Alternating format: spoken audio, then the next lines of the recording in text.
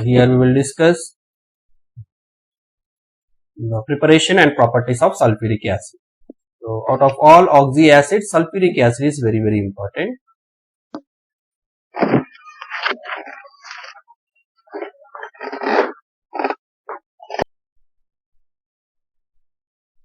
Sulfuric acid, H2SO4.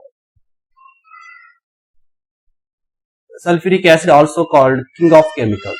Why? Because various types of chemicals we can prepare by using the sulfuric acid. King of chemical, or we can call it as the Isle of vitriol.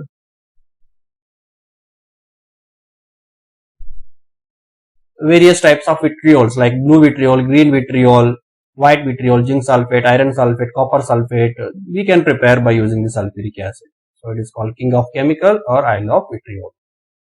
Now we will see the preparation of the sulfuric acid.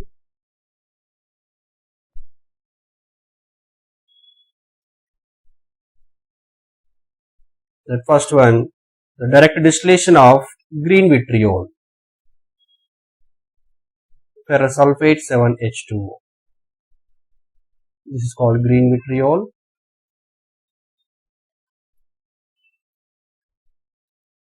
This on distillation. It will give sulfuric acid. Apart from this, we will get iron oxide, sulfur dioxide and water. This is one preparation. And the second, one more utmost important preparation method. So second important preparation, utmost important preparation of sulfuric acid by contact process. Contact process. It's very important as equal to the preparation of ammonia by Haber process, preparation of nitric acid by Ostwald process, and preparation of sulfuric acid by contact process. These three are very important for board level. Also you have competitive level. It's commonly it is important. You may expect this question for board level. We'll see the preparation of sulfuric acid by using this contact process. Again, it's a stepwise process, not as a direct step. In first step, we have to take the ore of sulfur or directly sulfur. Here we will take the sulfur ore, ferrous sulfide. If you burn in presence of oxygen, a balanced equation we can write here. First it will form sulfur dioxide.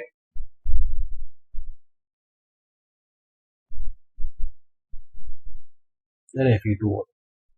Or else, in the first step, actually our aim is we have to prepare the sulfur dioxide. We require the sulfur dioxide.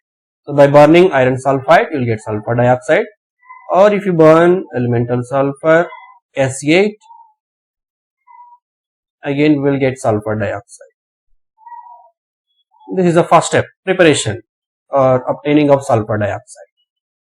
Second step, we have to convert the sulfur dioxide into sulfur trioxide. Sulfur dioxide, if we treat with oxygen, we will get sulfur trioxide. Again, this formation of sulfur trioxide is exothermic in nature. So delta H is negative. And we know that according to again the Le Chatelier principle, to get more amount of sulfur trioxide or more yield for exothermic reactions, we require low temperatures.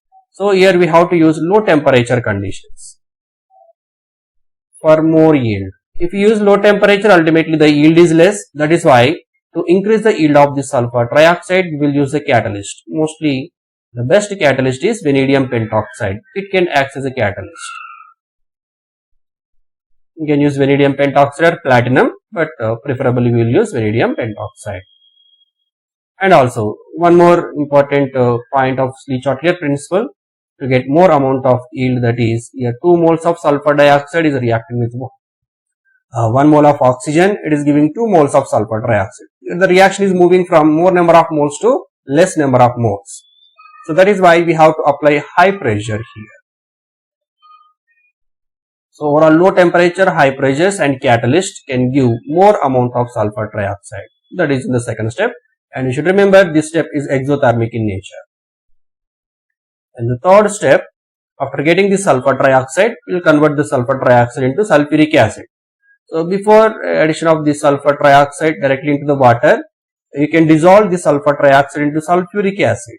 Sulfur trioxide can be absorbed by sulfuric acid. It will give oleum, H2S2O7. So from this oleum we can get the desired concentration of sulfuric acid, H2S2O7. If we hydrolyze it, we will get sulfuric acid with the desired concentration. And direct addition of sulfur trioxide to the water will not give the good amount of sulfuric acid, and also the reaction is not proper. It is not a proper way. Why? Because sulfur trioxide is a gas. It will give the fumes. It will form fuming sulfuric acid here. Now we will see the properties of sulfuric acid, both the physical and chemical properties.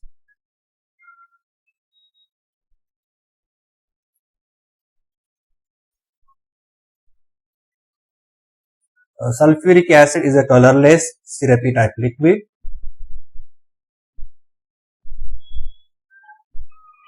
It is a colorless, syrupy liquid.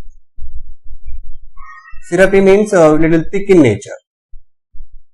Colorless, syrupy liquid. In sulfuric acid, it has a high boiling point and high viscosity also due to the intermolecular hydrogen bonding. In case of sulfuric acid, we have strong hydrogen bonds are present in sulfuric acid. That is why it is a syrupy in nature also, and it has high boiling point.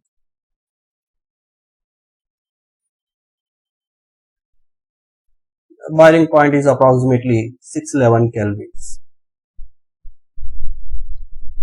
and high viscous liquid.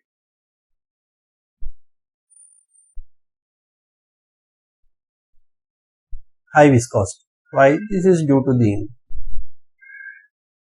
to intermolecular hydrogen bonding, due to the presence of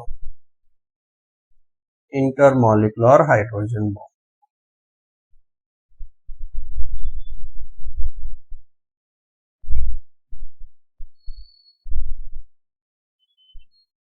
And H2SO4, it has a strong affinity towards water.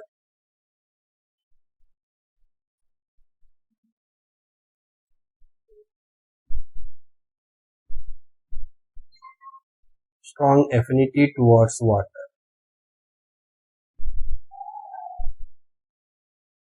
And highly exothermic nature also. When you add water to the H2SO4, it is highly exothermic. And highly exothermic. That is why if you want to prepare diluted sulfuric acid from concentrated sulfuric acid, due to its strong affinity towards water, we have to add water slowly to the sulfuric acid. You should not add sulfuric acid to the water. This reaction is not possible. So this point also very important. To dilute sulfuric acid, we want to prepare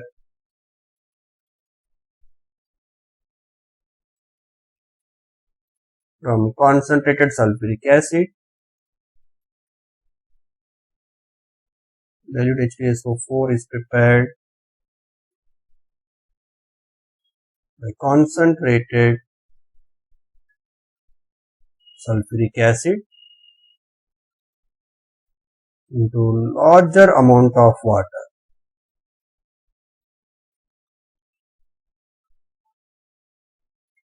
And not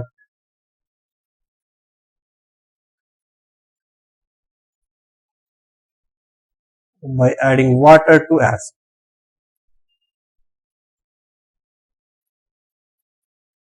So here if we add water directly to the acid, highly exothermic reaction. Why? Because there we have huge amount of water and huge amount of acid, small amount of water. Then highly exothermic in nature. But when you add a small amount of concentrated sulfuric acid to the large amount of water, so then the reaction not that much exothermic in nature, you can easily dilute it. That is why, so this statement, if you want to prepare dilute sulfuric acid, we have to add concentrated sulfuric acid to the water not water to concentrated sulfuric acid. Remember this statement. Prepared by adding dilute H2SO4 is prepared by adding constant H2SO4 into large amount of water.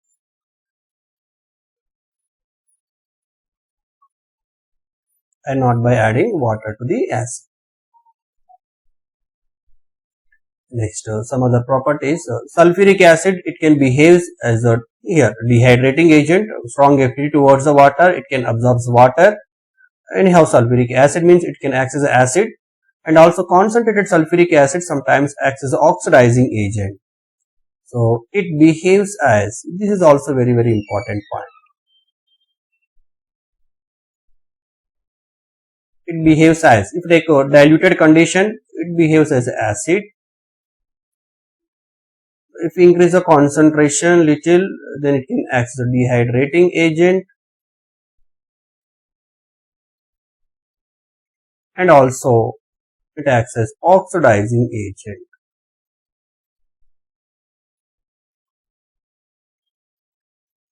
This is also very important. But not reducing agent. Only acid, dehydrating agent, oxidizing agent. This point also you should remember, not a reducing agent. Why? Because sometimes they will give you the option, apart from these three and one more, reducing agent. But it is not a reducing agent. Why? Because sulfur oxidation state is +6. It exists in the maximum oxidation state. It cannot go beyond that. It can come down only from +6 to +5, +4, +2 and so on. So, it can act as oxidizing agent only, not a reducing agent. Now we will see some chemical properties related to this behavior. First, acidic behavior, dehydrating behavior and oxidizing nature. We'll see one by one. First, acidic nature.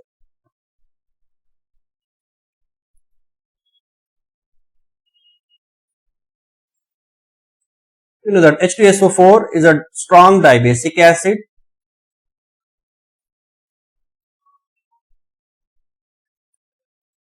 It is a strong dibasic acid. Hence, it can form two types of salts when it reacts with the base. And it forms salts.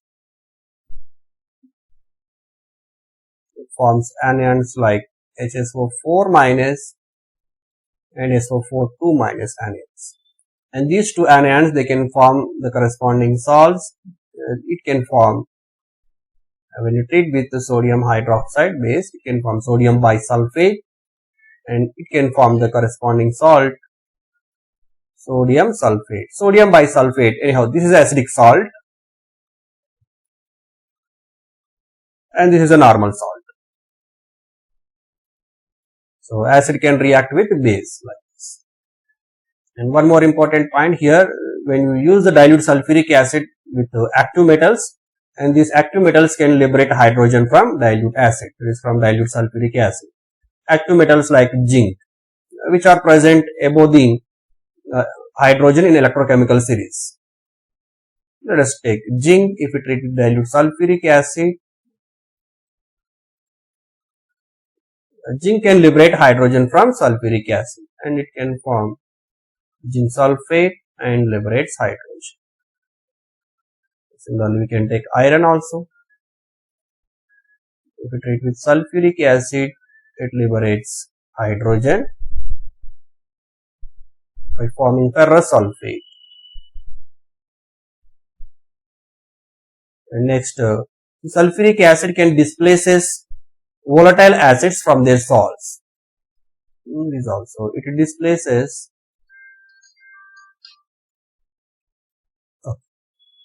see here,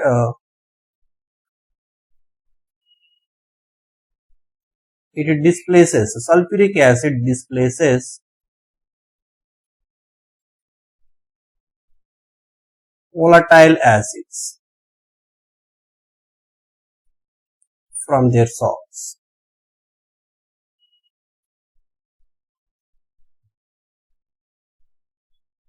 Examples, let me take sodium chloride. If we treat with sulfuric acid, the sulfuric acid can replace the HCl from sodium chloride. You will get sodium sulfate plus HCl. HCl is a volatile acid like this. The calcium phosphate,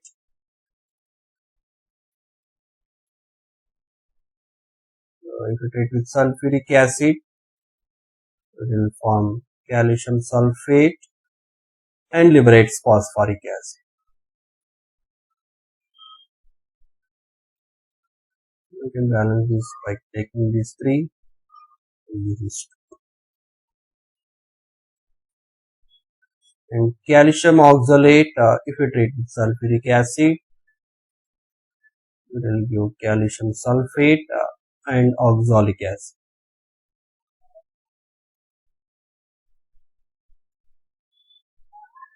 Similarly, ferrous sulfide, if you treat with sulfuric acid, you will get ferrous sulfate and releases hydrogen sulfide. It's a weak dibasic acid. Calcium fluoride, if you treat with sulfuric acid, the sulfuric acid, here you will get again calcium sulfate plus HF. These are the few reactions which supports the acidic nature of sulfuric acid. Now we will see few reactions. The second, the dehydrating behavior of sulfuric acid.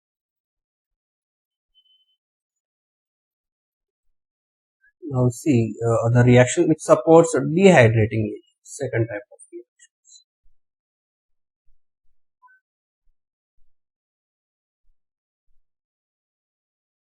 H2SO4 can act as a dehydrating agent also, means it removes water.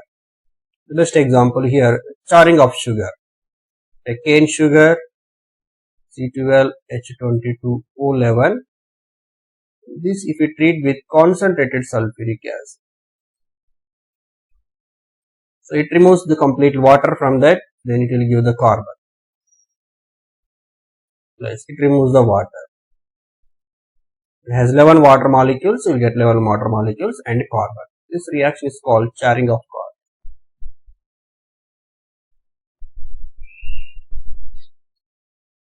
Charring of sugar. Next, oxalic acid. H2C2O4. If we treat with concentrated sulfuric acid, it will form removal of water. If you remove one water molecule H2O, what left? 2 carbons and 3 oxygens.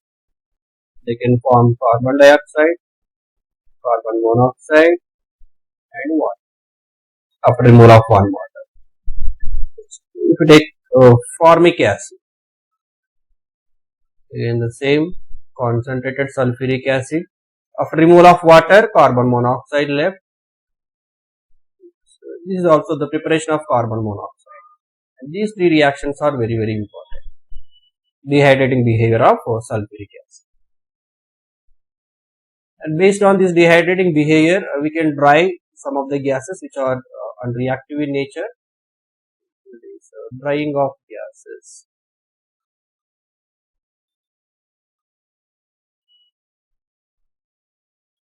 The gases like oxygen, nitrogen, chlorine, HCl, some etc.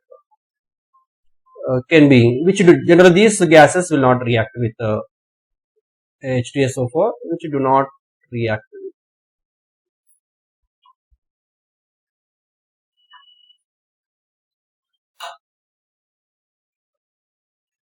with H2SO4, can be dried.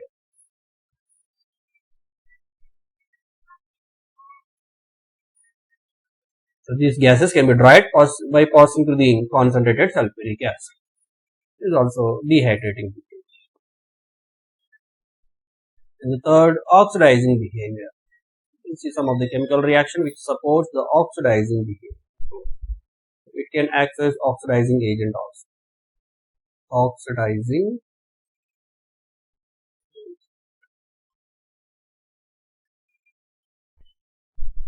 see some reactions related to the oxidizing agent. A concentrated sulfuric acid can act as oxidizing agent. The reactions. When you treat with sulfur,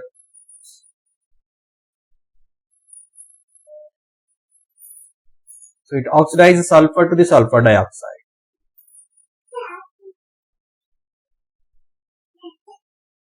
And sulfuric acid reduce it to the sulfur. Sulfur here plus 6 oxidation state to plus 4 oxidation state. So undergo reduction means it can act as oxidizing agent. Similarly, if we take carbon, it will oxidize carbon to the carbon dioxide.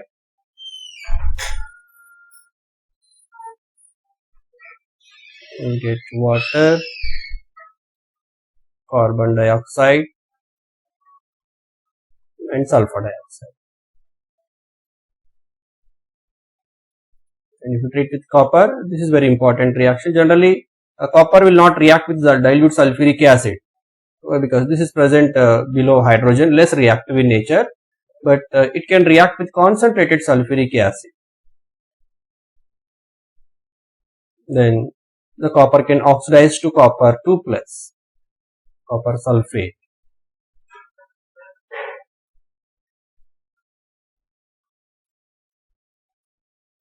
Some other reactions. It oxidize bromide ion to the bromine.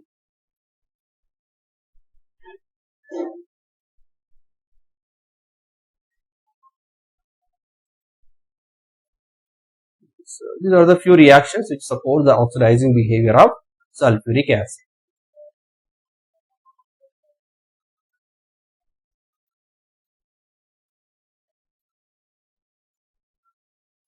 Next we will see some other reactions apart from this oxidizing behavior. Some other reactions, kind of miscellaneous reactions we can say. Here potassium hexacyanoferrate CN6. This complex compound, if we treat with dilute sulfuric acid, H2SO4 is diluted, then we will get ferrous sulfate,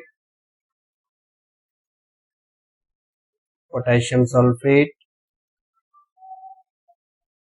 and HCl. It releases hydrogen cyanide here. The same potassium ferrocyanide, instead of dilute sulfuric acid, now you take concentrated sulfuric acid. Concentrated hot condition. The products you will get it. Just if you heat it, hot condition, you get ferrous sulfate, potassium sulfate. Apart from this, we will get ammonium sulfate.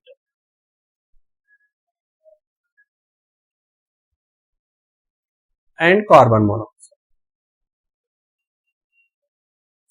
So here you will get carbon monoxide and here HCl. This is the difference if you take diluted condition and if you take hot H2SO4, cold condition and hot condition.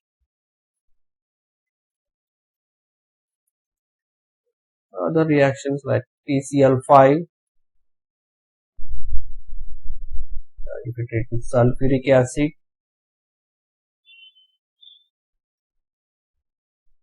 we will use sulfuryl chloride SO2Cl2, POCl3 and HCl. And potassium chlorate KClO3, if you treat with sulfuric acid, we will get potassium bisulfate, perchloric acid. Sir, 3 and 3 HS. 2 ClO2 plus H2. P2O5, we know that P2O5 is a strong dehydrating agent. It is a even more dehydrating agent than sulfuric acid. It is a strong dehydrating agent than H2SO4. So it removes the water from H2SO4. It can give metaphosphoric acid. If we remove water from H2SO4, we will get sulfur trioxide. These are some other reactions of sulfuric acid. Next, the last point here, the applications of sulfuric acid.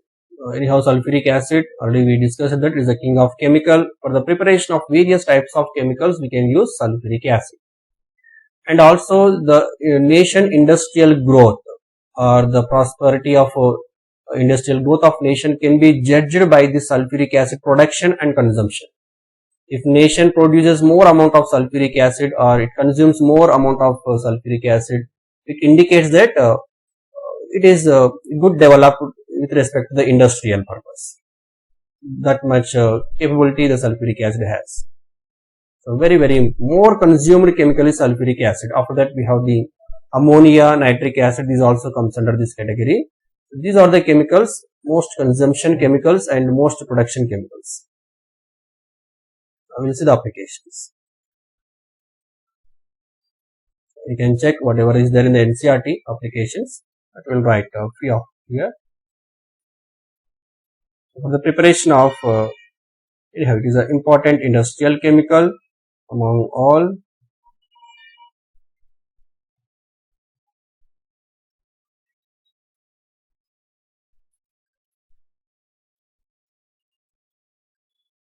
That is why it is called king of chemical. We can prepare various types of chemicals like just now we have discussed blue vitriol, green vitriol, white vitriol, and it is called Isle of vitriol. Some fertilizers, sulfate materials, everything we can use this sulfuric acid. And also sometimes laboratory reagent also we can use this sulfuric acid. So that is why generally a nation economical strength also we can judge it by this consumption of H2SO4. And for the manufacture of fertilizers,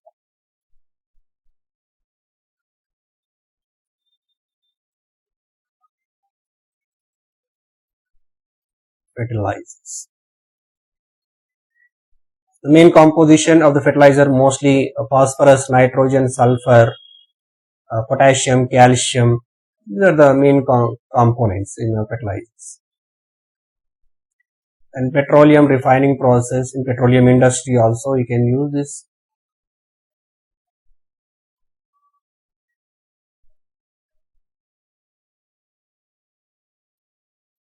In detergent industry,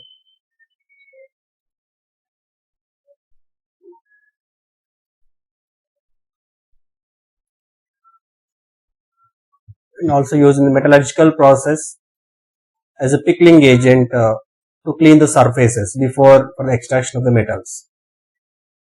While discussing at the time of metallurgy, we can use in metallurgy also we can use this as a pickling agent or simply cleaning. So it will cleanse or it will make smooth surfaces of the metal surface. So before you attempt any electroplating processes, first we have to clean the surfaces. That surfaces we can clean by using the sulfuric acid. Pickling agent. And mostly in automobile storage batteries. Batteries also we will use sulfuric acid as electrolyte.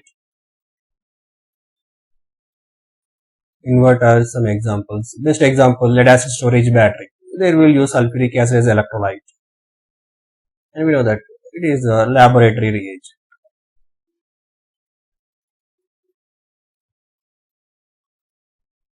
So these are the applications of sulfuric acid. This is about the preparation, properties and applications of sulfuric acid.